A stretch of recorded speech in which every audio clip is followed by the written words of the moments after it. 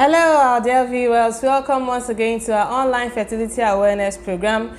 This is the 10 Steps for Coping with Infertility series. We are at episode 8. We are almost at the end of this series and it has been so exciting. This series we've been discussing various techniques for coping with infertility, and we have dealt with 7 of them. I'll just run through the 7, talk briefly about them before we get into today's topic proper. In the first episode, we talked about connecting with others, and there we just encourage everyone who is passing through this phase of infertility not to be hidden, not to be bottled up, not to hide in their shell, but to come out and let their challenges be known, connect with people, let people know what you're going through, and be wise about connecting with people. We dealt extensively in that episode on how to identify those who you need to connect with whom you need to connect. So it's not just everybody you'll be talking with about your challenge, but being able to own it first of all, and then come out, let people know, find people that you can connect with and connect with them, goes a very long way towards unburdening the trauma associated with infertility and coming closer to solutions as well. The second week we talked about partner support network, and in that episode we dealt with how it is important for people who are dealing with infertility to open up to their partners, to cooperate with their partners. It is not a condition that involves one person. Right from the definition of infertility, it is a couple's game, it is a couple's affair. It involves 2 people at the very least. So being able to open up with your partner, let them understand what you're going through, how you feel, hear their own perspective of how they are dealing with the situation as well, is very important. It's not a time to blame game. It's not a time to finger point. It's not a time to fight each other. It's not a time to keep malice. No, it's a time to be able to connect with each other. Infertility is actually something that can make a couple come closer if they deal with it properly. Yes, because the trauma is shared, the pain is shared, the burden is shared. It is actually supposed to bring a couple closer. Unfortunately, that's not what we see. We see a lot of people fighting each other when they are dealing with infertility. That is actually not the purpose. It is actually supposed to bring a couple closer. And so we encourage couples to be able to open up to each other. Let them know, let your partner know what you're going through, how you feel, what you're thinking, what your fears are, what your anxieties are. Whoever the situation seems to be more on their side, let the other person be a shoulder to lean on and things like that. That makes the journey sweet, believe it or not. Yes, it makes the journey so much better, and that is actually what life has presented to help your relationship improve, believe it or not. So that was what we talked about in the second episode, and we went a step further to talk about support networks. A group of people who have a common interest in infertility. Either it's a virtual group or it's a live group. It could be your family members or your friends, or an actual support group where you have strangers coming together to form a body where they can help each other deal with the challenge of infertility. We talked about Love Foundation support group and how people can just be part of it and grow even in this journey of infertility. The third week we talked about knowing you're not alone, and that's when we really made it clear that a lot of people are dealing with this. It is not just about you or whatever you might be thinking caused this. No, there's so many people who are dealing with infertility, and you are not different. You are not alone, and there are so many people whom you can hear their stories and understand how they were also able to survive this, and see that you yourself can come out victorious at the end of it. In the fourth week, we talked about managing time. Time management. One of the biggest challenges with infertility is time management. Being able to manage your expectations with respect to time. How much time have you spent on this journey and all of that? And we gave very useful clues on how to manage time, taking it one day at a time, having short-term goals that you can achieve And yes, the time will be passing by, but it will not be so much of a burden. That is what we talked about in the 4th episode. In the 5th episode, we talked about your medical team, how all too important your medical team is on the fertility journey, how you should pick your team, the criteria you need to pick your team, and how your medical team can actually help you come out of this faster, and encourage those who haven't yet subscribed to getting medical help, do so, and to find places where they can actually get this help from. In the 6th episode, we talked about research and planning. That was a very interesting episode. We said it was all too important for people to do some work, find out all you need to find out about this condition, learn all you need to learn about it, do your research, and once you have gotten enough information, plan like for every other life event or life incident that can come at you. Plan the way you want to plan for your career, the way you want to plan for your family. Plan for infertility as well, and to make it all the more easier to deal with. Last week we talked about therapy, and we said it was something that nobody should underestimate, the importance and power of therapy while dealing with infertility. It is so important. You need someone or a group of people that you can actually open up to, people that you can reach as often as possible, people that are always there, that you can just talk to at any given point in time, that can walk with you on the journey to make it less burdensome. And we talked about how Love Foundation has a wonderful counseling unit where you can actually get all the therapy that you need to survive this. And that has been the rundown of the past 7 weeks. And today, episode 8, like I said, we are talking about learning about options. Learning about options is what we'll be talking about today. Before I continue, I just want to tell you that if you are watching this and you haven't subscribed to our YouTube channel, please hit that subscribe button now so that you can get all our videos immediately they drop. That is one. Then you can also follow us on all our handles, Love Foundation at Instagram, on Instagram at love_foundation_, on YouTube at love_foundation, or you just subscribe right now, and on Facebook at Love Foundation.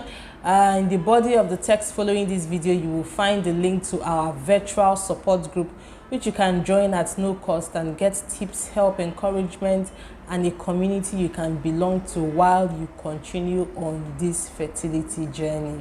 Remember that this video is brought to you by Love Foundation. Love Foundation is a fertility support organization that specializes in fertility counseling, fertility education, and treatment support.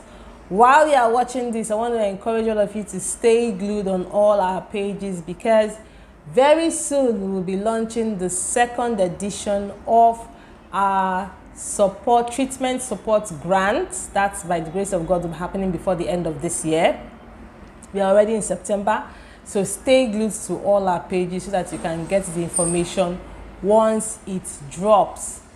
The Amira Grant 2nd edition is happening soon, so please stay glued to all our pages so that you can get the information, and also share it with those who might need it when it comes out. So we have said so much. Today's topic, learning about options. So one of the important things that everybody dealing with infertility needs to know is that they need to have an open mind.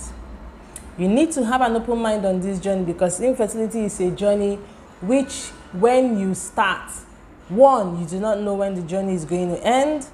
2, you do not know the route the journey will take you through if you are actually seeking to get to your destination.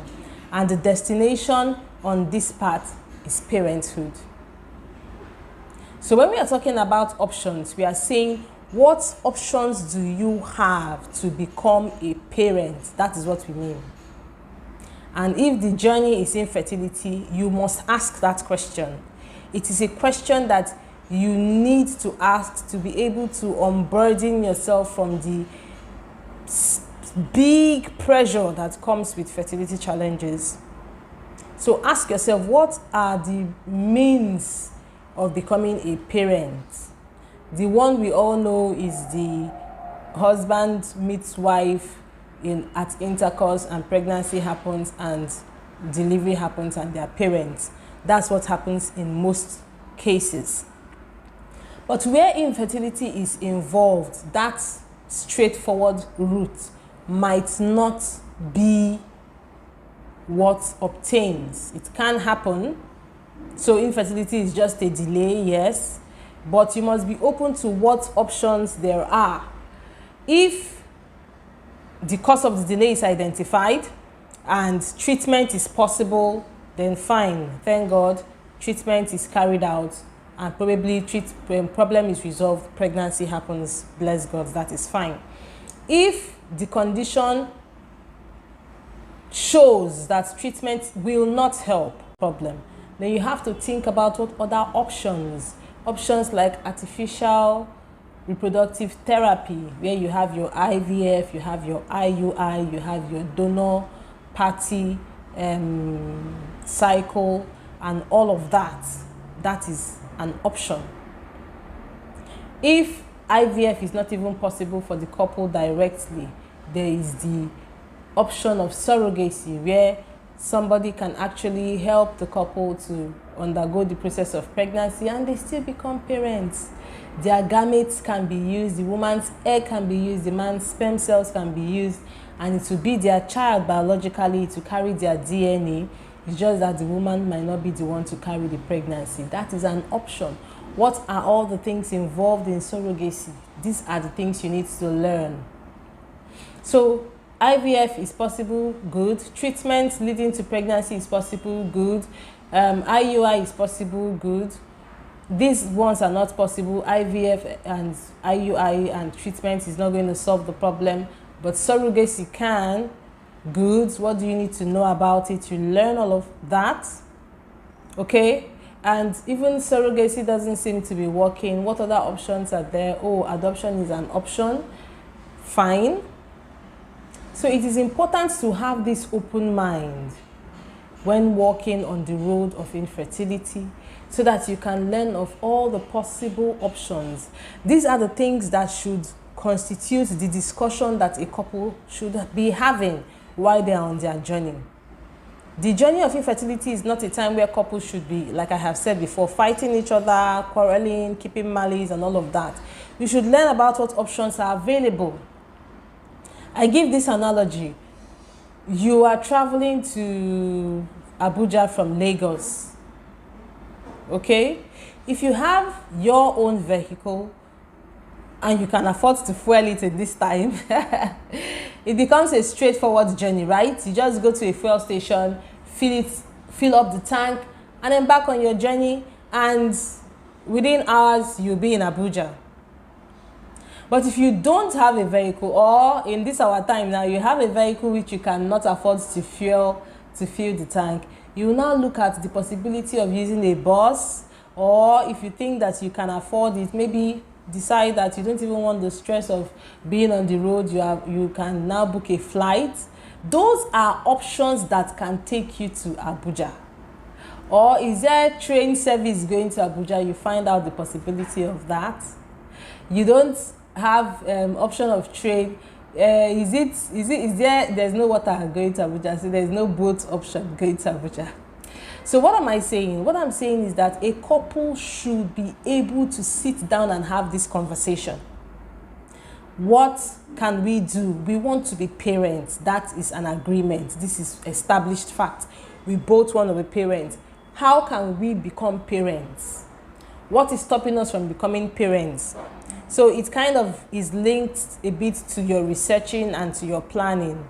But while you want to research and plan, one of the things you must be open to are the possible options for getting to your destination of becoming parents. And these are the options that I have listed now for those battling infertility. Learn about the options. Don't just know the names. Know what they involve. What does IVF involve? Recently, I was hearing a very funny explanation from someone about how she intends going about IVF, and the information was not complete. So you need to learn. That's why having these conversations are important. If you and your partner don't know everything, reach out to professionals who can talk to you. That is where your counselor can come in and talk to you about the various options that are available. You can have that conversation. It's not forbidden. It doesn't mean you cannot undergo treatment. It doesn't mean that you must do any of them, but it's just having that informed knowledge so that you can actually make informed decisions that can help ease the burden of the trauma of infertility. It's something to feel, it's one thing to feel so helpless, not knowing how you're going to become a parent. It's another thing to know that you just have this causing you the inability to have children as you want, but these are the things you can do: A, B, C, D, E, F, G options. These are the options you have. These are the routes you can also take to still become a parent. So have those conversations. They are difficult conversations, yes, but have them. Talk about it. Decide what you might do. Again, like I was saying, it's linked to your planning. So this is plan A. If plan A doesn't, because you're not God. This is plan A. If plan A doesn't work out, we will do plan B. If plan B doesn't work out, maybe we'll give it a try at plan C. Give it a try at plan C. After plan C, we'll just rest for some time, and then maybe if God helps us and it works, great. If it doesn't, after XYZ years, we'll try again at plan D. You know, have these conversations. Know what your options are, and then drawing a scale of preference, organize yourselves on how you're going to follow through. So if you have that laid out already, you do plan A and it works. Hallelujah. That's awesome. You know? But if it doesn't, you already have plan B at the back of your mind. You are not broken. You are not frustrated. You don't feel like it's the end of the world. Because you already have plans. You have plans up to plan E, possibly. It just removes the burden and the pressure from you. Automatically, you feel lighter, knowing that these are the things that you can do. And that can only happen when you have learned about your options. So it is too important. Have these conversations with your counselor, with your medical team, with your partner, and know the things you want to try. Because as God permits, what you really, really want is to become a parent. And in our time, you will not be a parent only when you don't want to. If you really want to be a parent, there are so many options available now, and they are accessible. All you need is a little planning and learning, and you will be able to achieve it. It's accessible. Money is not even the problem. I promise you, money is not even the problem. Because if you are so interested and invested in it, you might even come across grants that can help with treatment. We were just talking about the second edition of the Amira grant that will be happening before the end of this year by the grace of God. It is because people who will partake in it are those who knew of it because they were looking for the information. So learning about your options are amazing tools is an amazing tool that you can use to overcoming infertility. Thank you for staying with us on this episode. We hope it has been impactful. Until we come your way again next week, please remember to hit that subscribe button if you haven't done so. Until now, click on the link to join our virtual support group. It is very important to be able to draw strength from somewhere on this journey. If you have not gone through our fertility counseling program, you are wrong.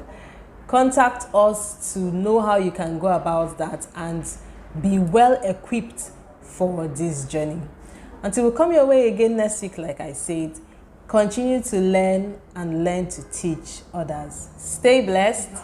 Bye-bye.